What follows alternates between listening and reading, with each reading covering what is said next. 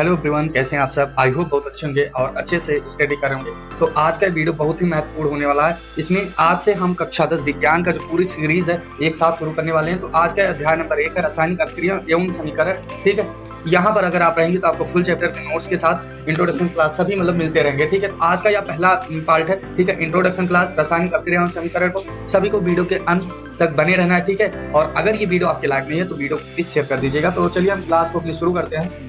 ठीक, सबसे पहले आज का जो है ये क्या अध्याय नंबर 1 है किस क्लास का, कक्षा 10। ठीक, क्लास 10। ठीक, तो हमें पढ़ना क्या है, केमिकल रिएक्शन एंड इक्वेशन क्या है, तो रासायनिक अभिक्रिया एवं समीकरण। ठीक, ये हमें पढ़ना है। तो आज के लेक्चर में अब देखते हैं कि इस चैप्टर के जो इंपॉर्टेंट टॉपिक है वो कौन कौन से हैं। ठीक है, हाँ, तो टॉपिक जो आज की हम देख लेते हैं कि सबसे पहले मतलब इस चैप्टर के अंतर्गत कितने इंपॉर्टेंट टॉपिक है जो हमें कहीं से भी छोड़ना नहीं है। ठीक है, सभी को एक एक करके सभी टॉपिक को एकदम बेसिक से पढ़ना है। ठीक, तो सबसे पहला हो गया रासायनिक अभिक्रिया किसे कहते हैं, ये हमारे चैप्टर का नेम है। हाँ, और इसके साथ साथ अभिकारक और उत्पाद क्या होते हैं, रासायनिक अभिक्रिया अभिकारक उत्पाद, इसे पार्ट 1 में पढ़ना है। ठीक है, ये आ जाता है हमारे इंट्रोडक्शन क्लास के अंतर्गत। उसके बाद है संतुलित रासायनिक समीकरण, जो कि ये भी है चैप्टर का नाम ही है रासायनिक अभिक्रिया एवं समीकरण। तो हमें रासायनिक समीकरण होता क्या है और इसको बैलेंस कैसे करते हैं पार्ट 2 में सीखेंगे। ठीक है, उसके बाद तीसरा रासायनिक अभिक्रिया के प्रकार, संयोजन, वियोजन, विस्थापन, द्विविस्थापन, यानी ये 4 प्रकार की अभिक्रियाएं होती हैं। इन चारों को हमें बहुत ही डीपली बहुत ही अच्छे से पढ़ना। उसके बाद है उपचयन, अपचयन, रेडॉक्स अभिक्रिया और है संक्षारण एवं विकृत गंधिता। ठीक है, इतना सब पढ़ने के बाद एक और छोटी छोटी 2 अभिक्रियाएं हैं, उष्माक्षेपी और उष्माशोषी। उन दोनों को पढ़ने के बाद हमें पूरे चैप्टर का एक बार फिर से 1 शॉट रिवीजन करना है। तो सभी आपने टॉपिक यहाँ पर सीख लिया है। ठीक है, टॉपिक सभी को आपको पता चल गया है। पीडीएफ भी आपको मिलता जाएगा। हमने पहले ही बताया है कि ये आपको इसलिए बनाया गया, इस हिसाब से बनाया गया है। यहाँ पर आपको सभी पीडीएफ मिलते रहेंगे। ठीक, सभी पीडीएफ आपको अवेलेबल है टेलीग्राम या व्हाट्सएप चैनल पर। आपको ये हमारे पीडीएफ ऐसे बने बनाए मिल जाएंगे जैसे कि यहाँ पर बताया जा रहा है। ठीक है, अगला जो है हमारा, अब चलिए हम इंट्रोडक्शन सीखते हैं कि आज हमें जो पढ़ना है तो उसका इंट्रोडक्शन परिचय पहले शुरू करेंगे, उसके बाद ही आगे क्लास शुरू होती है। ठीक, तो पूरे दिन में हम बहुत से रासायनिक अभिक्रियाएं देखी। ठीक है, आज भी हमने कई रासायनिक अभिक्रियाएं देखी होंगी अपनी आंखों से, लेकिन हमारा उन पर ध्यान नहीं जाता। यह ध्यान जाता है तो हमें ये नहीं पता कि हाँ ये भी एक रासायनिक अभिक्रिया। ठीक है, तो आइए कुछ एग्जांपल देखते हैं और आप हमें कमेंट करके जरूर बताइएगा क्या इन एग्जांपल में से आपने कोई रासायनिक अभिक्रिया देखी है। पहले जो हो गया दूध से दही जमना, सभी के घरों में होता है कि दूध से दही बनाया जाता है। ठीक है, तो यह भी एक प्रकार की रासायनिक अभिक्रिया है। दूसरा होगा लोहे के सामानों में जंग लगना, लोहे के सामानों में जंग लगना। ठीक, लोहे के सामानों में अगर वो मुक्त अवस्था में खुले अवस्था में रहते हैं तो उससे जंग लग जाता है। ठीक है, यहाँ पर आपको हम दिखाना चाहेंगे कि कैसे जंग लग गया होगा, जैसे लोहे में कैसे जंग लगता है, ये हम आपको दिखाने वाले हैं। ये यहाँ पर देखिएगा, कुछ हमारे पास पिक पड़े हैं तो हम इसमें क्यों ना आपको दिखाते चले। ठीक, तो ये देखिए, ये है एक क्या है, रासायनिक अभिक्रिया जो कि हम देखते हैं लेकिन हमें पता नहीं कि यह एक रासायनिक अभिक्रिया के अंदर आता है। उसके बाद है गन्ने के रस से सिरका बनना, गन्ने के रस से काफी टाइम तक रखा रहता है और वो एक दिन सिरका बनकर तैयार हो जाता है। ये भी किसके कारण होता है, केमिकल इक्वेशन के कारण। ठीक, केमिकल रिएक्शन के कारण। ठीक, और इसके बाद हो गया रसोई घर में ब्यूटेन का दहन, यानी हमारे घर में गैस चूल्हे पर खाना बनता ही है, वहां पर ब्यूटेन का जो दहन होता है, एलपीजी का दहन होता है, वो भी क्या है, एक रासायनिक अभिक्रिया है। इतना पॉइंट आपको याद हो गया होगा कि हम दिन भर में अपनी जो भी क्रियाएं देखते हैं, ठीक, जिन पर हमारा ध्यान नहीं जाता, वो सभी क्या है, एक रासायनिक अभिक्रिया, जैसे दूध से दही जमना, लोहे के सामानों में जंग लगना, गन्ने के रस से सिरका बनना, रसोई घर में ब्यूटेन का दहन आदि। ठीक, उसके बाद अब चलिए हम शुरू करते हैं कि चैप्टर का नाम हमारा क्या था, रासायनिक अभिक्रिया और समीकरण। तो आइए चैप्टर के नाम से हम क्लास अपनी स्टार्ट करते हैं। तो सबसे पहले हमें पढ़ना है रासायनिक अभिक्रिया। रासायनिक अभिक्रिया क्या है, तो केमिकल इक्वेशन। ठीक, केमिकल रिएक्शन, सॉरी गलती हो जाता है, जब 2 या 2 से, समझना आपको, जब 2 या 2 से अधिक पदार्थ मिलकर, ठीक, मिलकर नए गुणधर्म वाले नए पदार्थ का निर्माण करते हैं, क्या कहलाते हैं, रासायनिक अभिक्रिया। ठीक,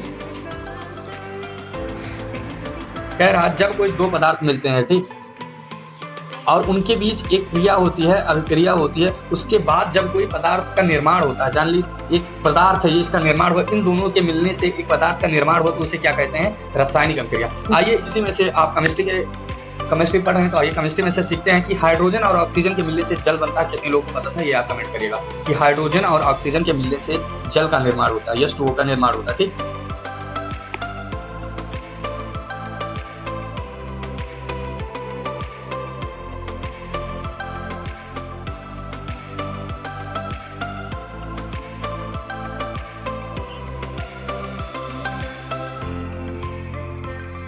ये सॉरी इरेज नहीं हो रहा है। तो हाइड्रोजन को अगर हम रासायनिक अभिक्रिया के हिसाब से देखें तो हाइड्रोजन को हम लोग कहते हैं H2। क्या कहते हैं? H2 plus. ऑक्सीजन को क्या कहते हैं? O2। जब इनके बीच अभिक्रिया होती है तो बनता है क्या? H2। ये क्या है? यह एक रासायनिक अभिक्रिया है कि हाइड्रोजन और ऑक्सीजन के मिलने से यहाँ पर जल बन रहा है, तो यह एक रासायनिक अभिक्रिया है कि नहीं? ठीक,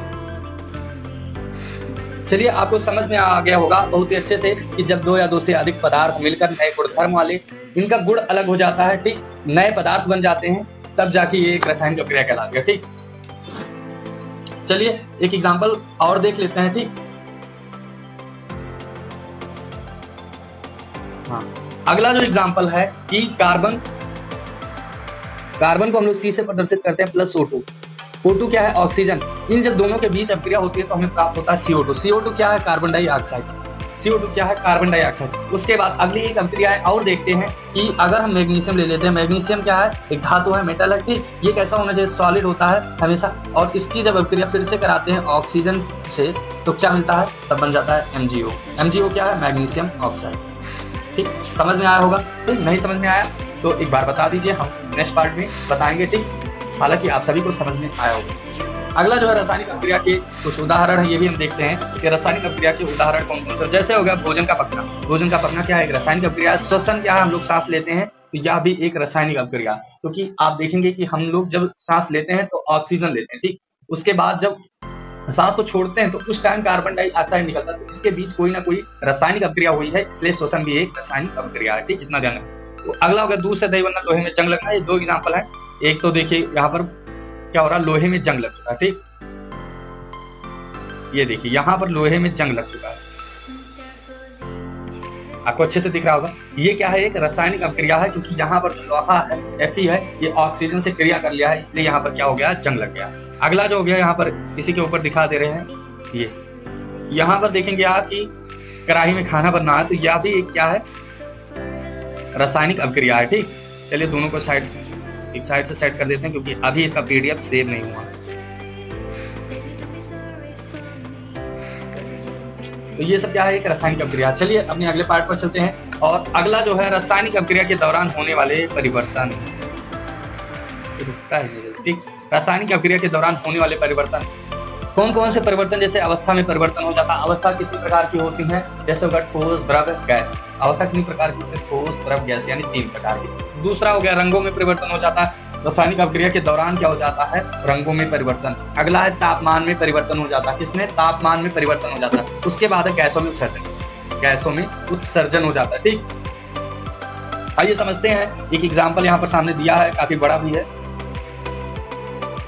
क्या नहीं चलने वाला शायद इसके ऊपर, तो अगर चलेगा नहीं भाई तो समझ नहीं आने वाला। हाँ चल, तो यहाँ पर जैसे दिया सॉलिड, ये क्या है? बर्फ है, जो सॉलिड है बर्फ। तो इसको जब ठंडा किया, मतलब यहाँ पर आइस मतलब ठंडा किया जाता है। ठीक,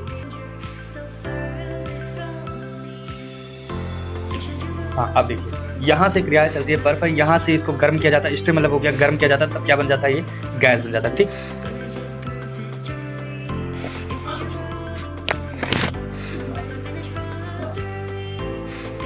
अगला जो है अभिकारक और उत्पाद। ठीक, अभिकारक और उत्पाद।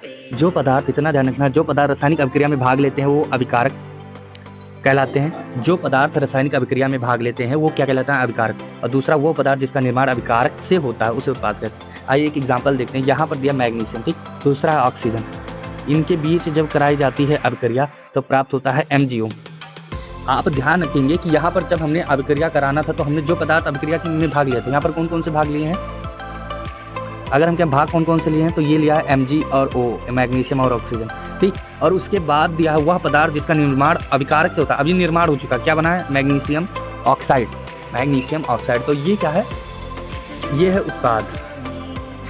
यहाँ अगर आपको नहीं समझ में आता तो हम सिंपल से अभिक्रिया लिख के आगे बताने वाले हैं।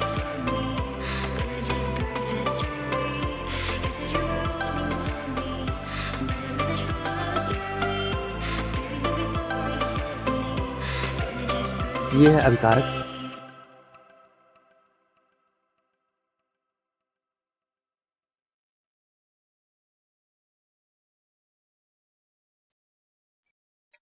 और ये क्या है, पाथ।